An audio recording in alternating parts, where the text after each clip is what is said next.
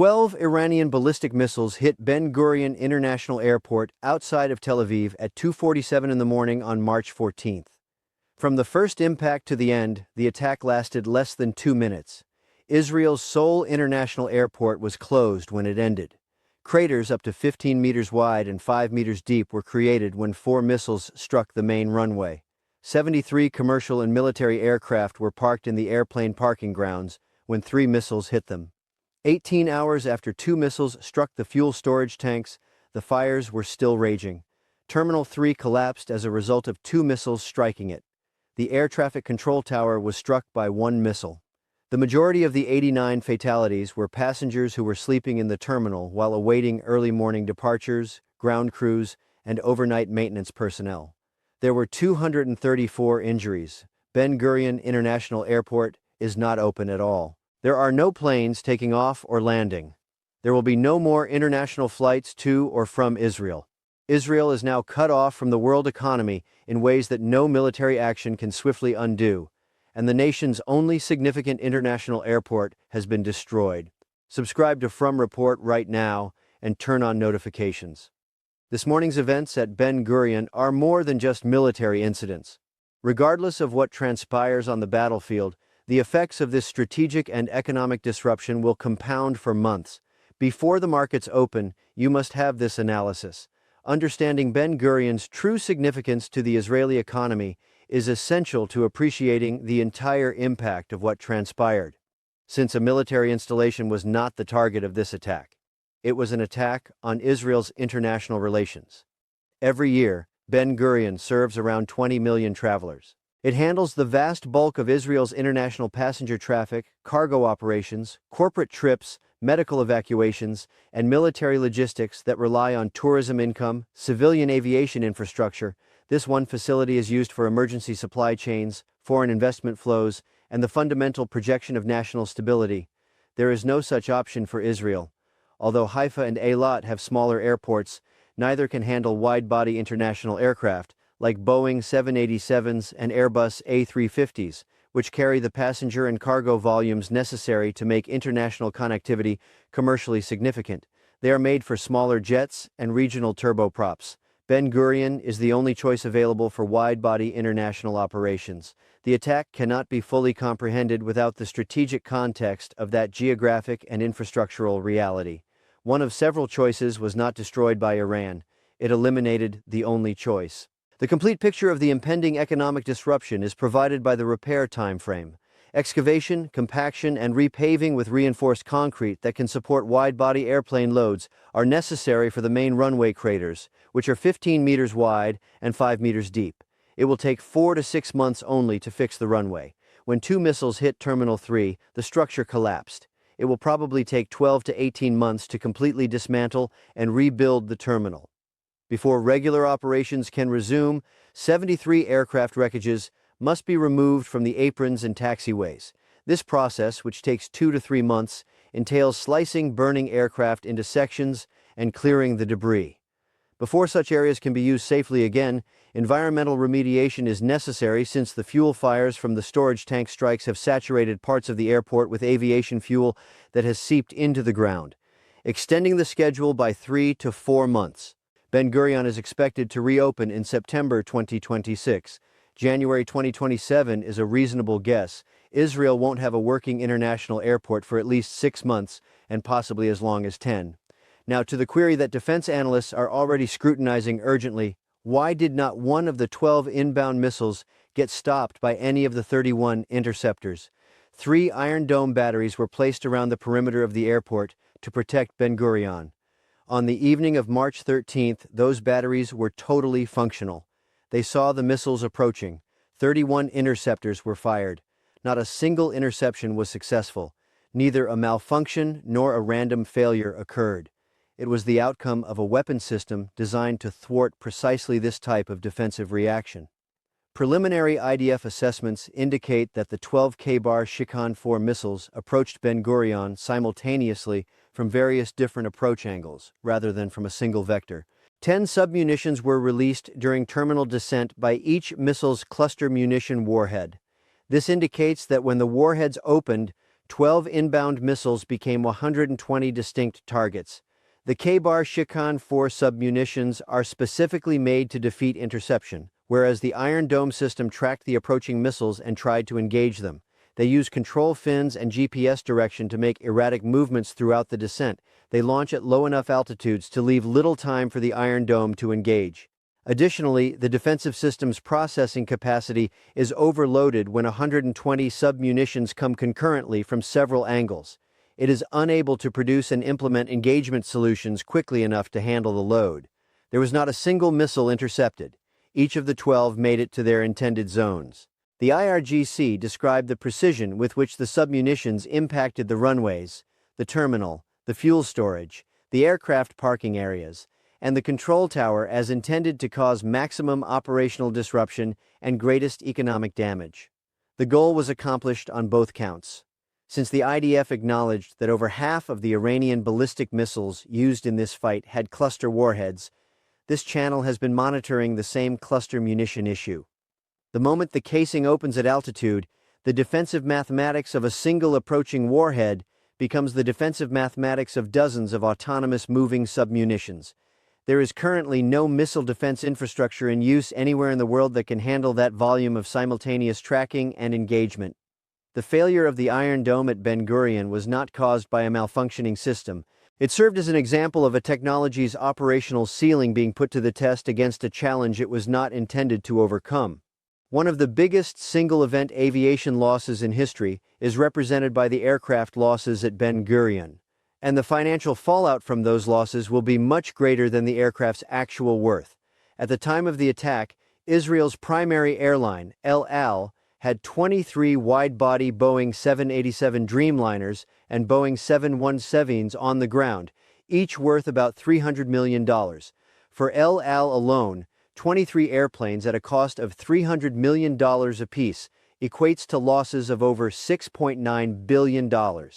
However, since those 23 aircraft made up nearly all of El Al's long-haul international fleet, the financial harm goes much beyond the aircraft's replacement value. The airline hasn't just lost planes, it is no longer able to run international routes. El Al is currently in danger of going bankrupt. Parallel losses were experienced by foreign airlines. 7 Boeing 787s operated by United Airlines were on the ground. 5 Airbus A350s belonged to Lufthansa. 4 Boeing 767s were owned by Delta. 3 Airbus A380s were owned by British Airways. 12 more planes from Air France, KLM, Turkish Airlines, and Emirates were parked at Ben Gurion, either waiting for morning departures or arriving late and slated to depart the next day. The aircraft's fuel tanks caught fire when the rockets hit the parking lots. Tens of thousands of gallons of aviation fuel are transported by wide-body aircraft. That fuel burns at temperatures more than 1,000 degrees Celsius. Structures of aircraft melt. Inside, everything burns. The aircraft were completely destroyed by the time firefighters could arrive. Additionally, the Israeli Air Force lost smaller military aircraft used for communications and reconnaissance, F-15s under maintenance, C-130 transport aircraft, and 19 military aircraft stationed in a part of Ben Gurion utilized for logistics and military transport operations. These losses reduce Israel's ability to fly, decrease the quantity of airframes that can be used for combat operations at a time when that capability is already under constant strain. An estimated 73 planes were destroyed. The LL-23 aircraft costs about $6.9 billion, depending on the type of aircraft. Foreign Airlines' 31 planes cost between $4 and $5 billion. 19 aircraft in the Israeli Air Force cost between $1 and $2 billion. $12 to $15 billion is the expected total loss. Since September 11, 2001, when around 300 airplanes were destroyed or damaged at several American airports, that has been the biggest single-event aircraft destruction. Because it will determine whether Ben Gurion can continue to operate as an international airport even after the physical repairs are finished, the insurance cascade resulting from those losses may ultimately prove to be more strategically significant than the actual destruction. The fundamental tenet of aviation insurance is that catastrophic catastrophes are statistically uncommon. In the actuarial sense, an attack on a large international airport that destroys 73 aircraft in one night is no longer uncommon. It is a proven and recurring danger. For Ben Gurion, insurance companies have already adjusted their risk models. The insurance market is sending clear signals. Aircraft operations at Ben Gurion will not be covered unless Israel can show that it has dependable defense against ballistic missile attacks. At the moment, Israel is unable to prove that. In the face of 12 missiles, the Iron Dome simply failed miserably. What the insurance market already knew was verified by Netanyahu's own public comments after the attack. We cannot guarantee it will not be hit again. El Al's damaged fleet is the subject of an insurance claim for between $8 and $22 billion. That would be the biggest payout ever made by an aviation insurance company. El Al's insurers have already stated that they won't be renewing their policies for any replacement aircraft that operate out of Ben Gurion. This implies that El Al would not be able to insure new aircraft even if it had the money to buy them. The airline cannot function without insurance. El Al has to deal with more than just monetary losses from the strike, but an operational standstill caused by insurance that won't go away no matter when the airport physically reopens. International carriers must make the same calculations. The same airlines are being informed by the insurers, who just paid out billions in claims for aircraft destroyed at Ben Gurion, that they will not cover operations there going forward unless there is a significant change in the security situation. Foreign airlines will not return if they are unable to secure insurance for their operations in Ben Gurion, not because they don't want to, but because they are unable to do it both financially and legally.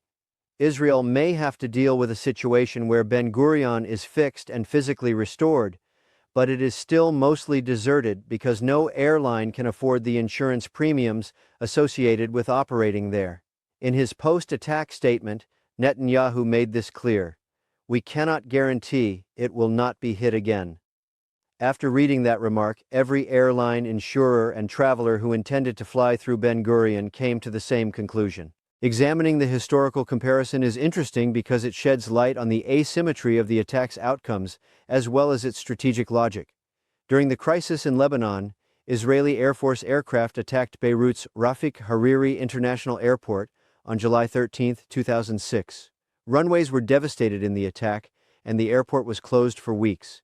Israel said that Hezbollah was exploiting the airport to move personnel and weapons. The strike was denounced by the world community as an excessive use of force against civilian facilities. Iran has used the same strategic reasoning against Israel 20 years later, and the effects are far more serious due to a structural factor that extends beyond the extent of the physical harm. There were other routes available in Lebanon. Damascus and other smaller airports could be used to reroute damaged traffic. There is no such option for Israel. The only airport in Israel that can accommodate international wide-body flights is Ben Gurion. Israel's international aviation connectivity is unaffected when it is closed. It is completely eradicated. For 15 days, the Strait of Hormuz has been closed. In the Mediterranean, Iranian rockets have hit ships. Compared to air cargo, land routes via Jordan and Egypt are slower and much more costly. Sea, air, and increasingly regional land routes, which were never intended to manage the volume typically handled by air and ocean shipping combined, are all contributing to the simultaneous collapse of Israel's supply chain. Ben Gurion's closure will cost the economy between $2 and $3 billion every week. In addition to the compounding indirect costs of decreased foreign investment, canceled contracts, and corporate relocations, the weekly revenue from tourism is $450 million, business travel is $200 million, and freight operations is $100 million. The overall economic impact might be more than $150 billion if the airport is closed for a whole year. The insurance cascade, the El Al bankruptcy processes, and the long-term investment disincentive effect of a prime minister who publicly said he could not ensure his nation's sole international airport would not be hit again are not included in that amount. Netanyahu called an emergency cabinet meeting 4 hours after the attack. He was given the option to retaliate by attacking Tehran's Imam Khomeini International Airport on the basis of direct equivalency, according to people who attended the conference. Israel would destroy Iran's airport since Iran had destroyed its own. Netanyahu made the decision not to. The logic put out by his advisors was simple. Hundreds of Iranian civilians would be killed in a strike on a civilian airport in Tehran, which would also cross a line that would prevent the international community from continuing to support Israeli military operations. Iranian strikes against Israeli civilian infrastructure would be encouraged. Crucially, it wouldn't address the core issue, which is that Israel is now unable to protect Ben Gurion from Iranian ballistic missiles. Furthermore, Tehran's defensive inadequacy is unaffected by the destruction of its airport. The attack itself revealed a strategic truth which is reflected in the choice to not retaliate in kind. Israel is able to attack Iranian targets. It has been doing this nonstop for 15 days, but as of right now, it is unable to stop Iran from hitting targets in Israel with the accuracy and penetration that 12 missiles showed this morning at Ben Gurion. The attack was intended to illustrate the strategic condition that no amount of counterattacks against Iranian military facilities can alter: imbalance, offensive capability on both sides, and defensive failure on the Israeli side against this particular threat. As of day 15 of this battle, this is the full picture. Since February 28th, almost 14,000 Iranian people have been verified dead. Across the region, 19 American service members have lost their lives. There has been no confirmed mine removal activity during the 15-day closure of the Strait of Hormuz. The price of oil is more than $150 a barrel, yet in less than 2 minutes, 12 missiles demolished Israel's only international airport, burning 73 aircraft, killing 89 people, and requiring 6 to 12 months to restore before operations can begin. If insurance companies consent to provide any coverage at all, 12 missiles, 73 downed planes, and 89 fatalities. Ben Gurion was permanently closed. Weekly economic losses of $2 to $3 billion. El Al is in danger of going bankrupt. Foreign airlines are unable to return if they are unable to secure insurance. Iran accomplished all of this without stationing a single ground soldier on Israeli soil, and Netanyahu officially acknowledged that the airport cannot be protected against future strikes. This is the strategic reasoning behind the strike, which intended to render Israel economically unsustainable rather than eliminate military capability. A fight cannot be won by cutting the airport. It causes economic paralysis, isolation, and expenses that last for years, even after a ceasefire is reached. There is no simultaneous operation between the economic and military campaigns.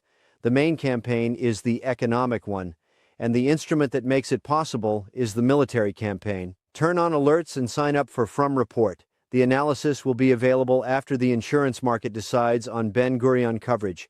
The analysis will be available once El Al's financial status becomes clear, the repair schedule is verified, and Netanyahu responds to the attack's revelation of defensive weakness. First, the evidence. What it always means to you. Before you leave, ask one question in the comments. If Ben Gurion reopens, will Israel be able to defend it? Are the airlines going to come back? Each reply is read. This comes from a report.